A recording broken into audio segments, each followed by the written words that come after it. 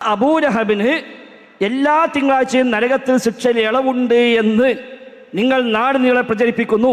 ബുഖാരിയിലുണ്ട്, അതേപോലെ ബൈഹഖിയിലുണ്ട്, ഫത്ഹുൽ ബാരിയിലുണ്ട്, അതേപോലെ പിന്നെ സുയൂത്ത് ഇമാമിന്റെ ഹൈബിൽ ഫത്താവിലുണ്ട്. ശരിയാണ്, അവിടെയൊക്കെ ഉണ്ട്.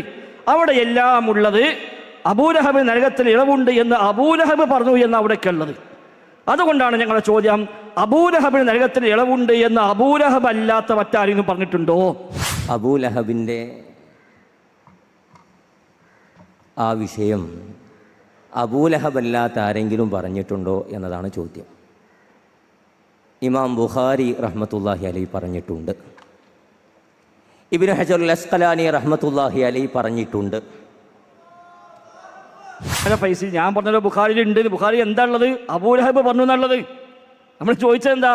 അബൂലഹബ് അല്ലാത്ത ആര് പറഞ്ഞു എന്നുള്ളത്. അതൊക്കെ കിട്ടേണ്ടത്. അബൂലഹബ് പറഞ്ഞു ബുഖാരിയിലുണ്ട്.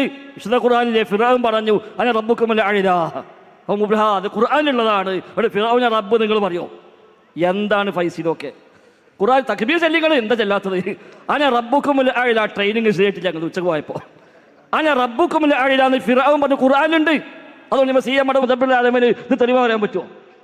അതുകൊണ്ട് അതൊന്നും പോലെ. ബുഖാരി എന്തുണ്ട്? അബൂലഹബ് പറഞ്ഞു. എവിടെ പറഞ്ഞു? സ്വപ്നത്തിൽ വന്ന് പറഞ്ഞു. അബൂലഹബ് നിങ്ങൾ സ്വപ്നം കണ്ടു വിചാരിക്കാം. ഇങ്ങോട്ട് അബൂലഹബ് പറഞ്ഞു ഞാൻ ഇപ്പോൾ സ്വർഗത്തിൽ മാറിയായിരുന്നു. വല്ല കാര്യമുണ്ടോ?